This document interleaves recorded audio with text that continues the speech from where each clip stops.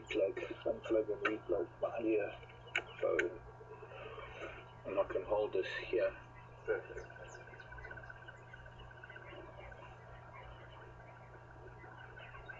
Maybe neat for the light.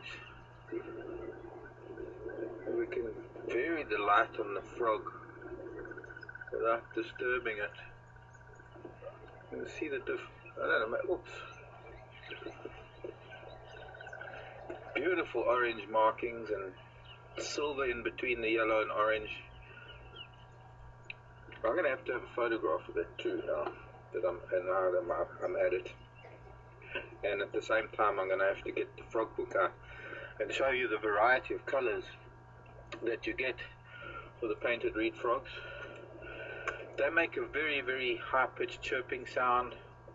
Well, it's almost like a ping whistle. It's hard to explain the sound.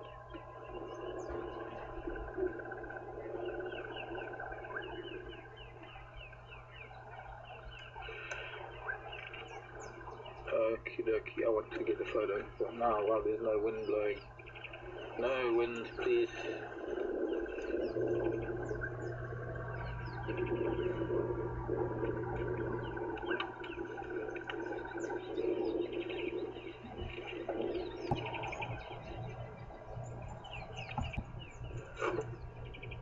That'll do. Forward.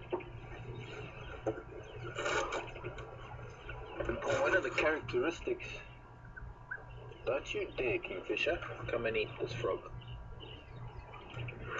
One of the characteristics of the reed frogs are the undersides of their legs and feet are red. Well, we're not going to see that here though.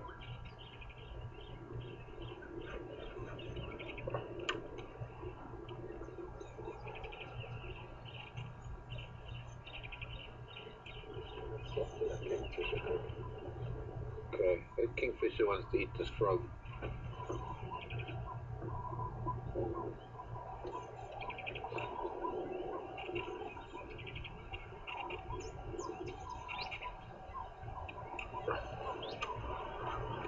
Hard to. Did you see its face? Maybe I can.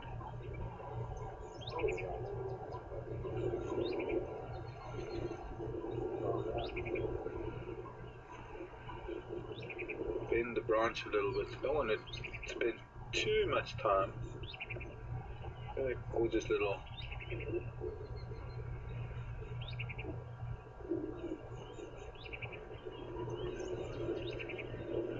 And then Impala moving in the background. You want to do a focus pull amongst the zinnias. Okay, let's leave frog. Oh, there's night. There's sunshine coming now. Now we're getting different light on it. A little bit of sun breaking through this cloud, which is promising because it might improve the day.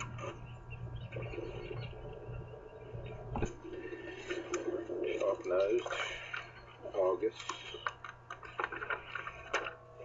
Cage's sharp-nosed reed frog, the arum lily frog which you get in the Cape. They were really gorgeous little frogs, marginated reed frogs, painted reed frog. Now here, as you can see, there are so many different varieties of painted reed frog. They come in all sorts of color variations. This is very similar to that, but instead of the black between the yellow, this one has more sort of greyish silver amongst the yellow.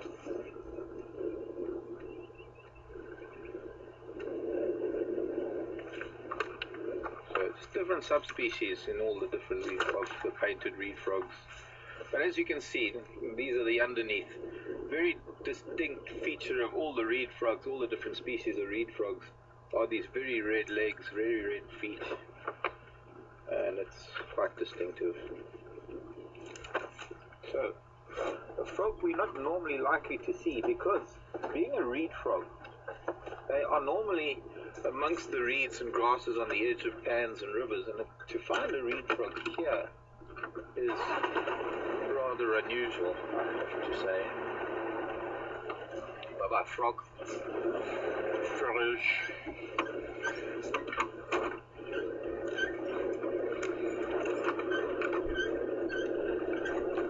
Lovely. made my day. I think it's the first reed frog I've seen this whole summer. Certainly heard them.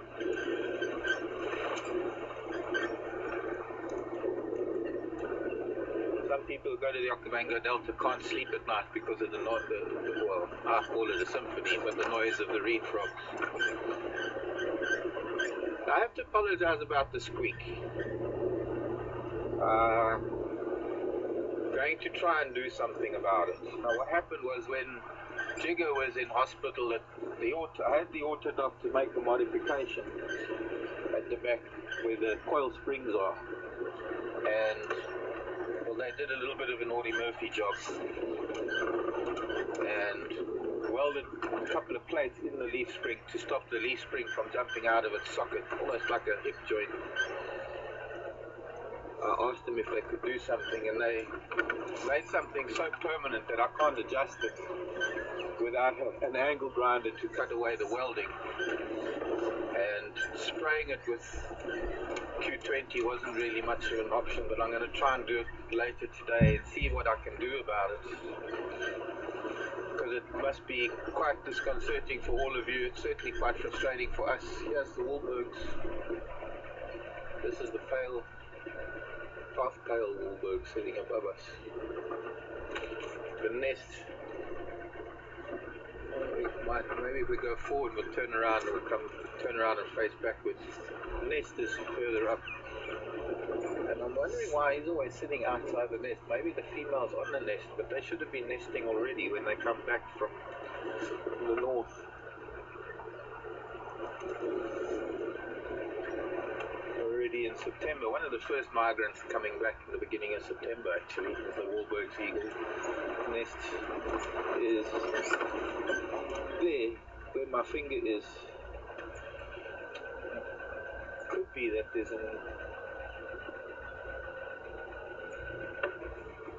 bird on it, but I don't see the bird on it.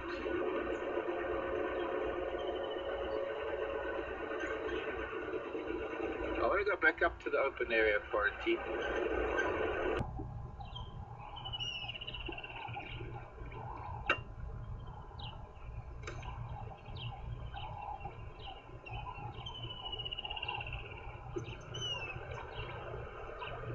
Really puffed up. Increasing the amount of air between the feathers helps with insulation, much the same way as animals raise their hair and their bodies, the same as we do. Although we don't know, our bodies do. We get goosebumps and it raises the hair on our arms and legs, supposedly to produce an insulating layer of air.